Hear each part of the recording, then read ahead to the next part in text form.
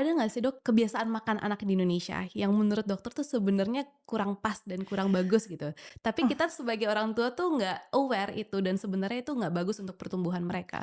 Ini menarik banget Niki, karena kan mungkin kita tren sekarang Indonesia stunting-nya tinggi gitu kan, satu Mhm. dari, 4 anak tuh stunting gitu.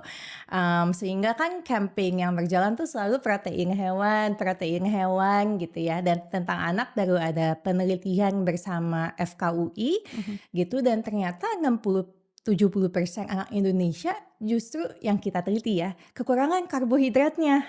Dan ini Oh. sejalan banget sama yang aku temuin di praktek. Mhm. Jadi banyak orang tua merasa, "Dok, anak saya makannya udah banyak banget, proteinnya udah double prohe, proteinnya banyak, pokoknya fokus abisin prohenya.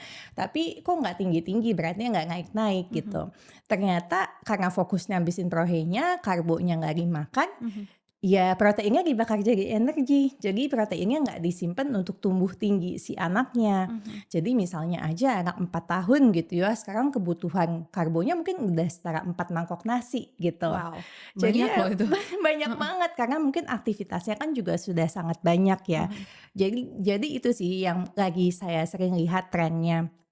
Nah, jadi beda, tipe orang tua beda juga nih trennya. Jadi satu nih, justru orang tua banyak yang kritis, teredukasi, butuh protein hewani, justru karbonya nggak masuk. Oke. Nah, yang kedua, kalau dia terlalu banyak protein, lebih dari 15%, itu penelitiannya sudah banyak juga bahwa bisa mencetus inflamasi. Mmm. Jadi sebenarnya makanya rasio itu harus dijaga, karbo itu setengah porsi itu isinya karbo, Oke. protein itu sekitar sepertiga. Mhm. Nah, yang kedua, ibu-ibu yang sering tuh tadi tipe yang, "Ah, makan apa aja ah, yang penting anakku ada yang masuk, Iya. beratnya juga naik." Apalagi kalau anaknya lagi susah makan loh Dok, jadi apa aja kayak harus masuk gitu. Iya lagi, betul. Nah, kalau seperti itu mungkin kalau lagi sakit kita bisa Mhm. toleransi ya kan, karena kan in the end kita juga harus fleksibel ya, Mhm. ketika menjadi orang tua.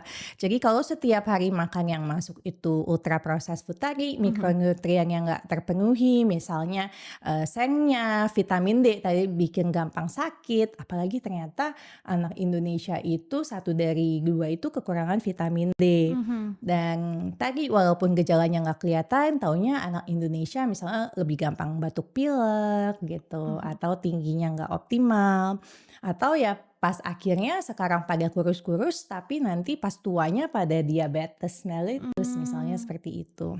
Iya.